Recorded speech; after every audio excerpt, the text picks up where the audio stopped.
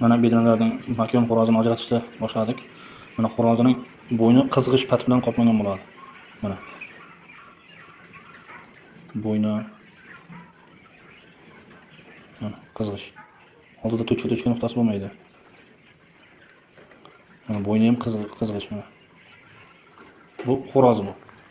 Endi makon tutamiz.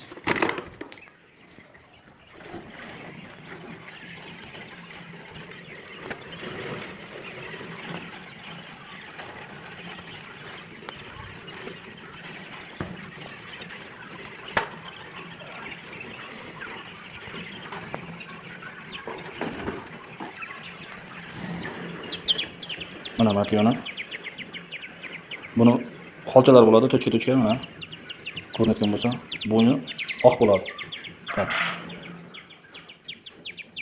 Mana to'chka.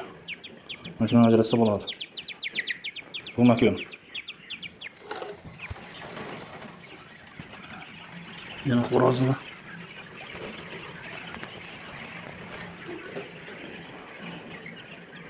Mana xo'rozi. Bo'ynida xoli yo'q buni. Oldi qizg'ish pat bilan qoplangan bo'ladi.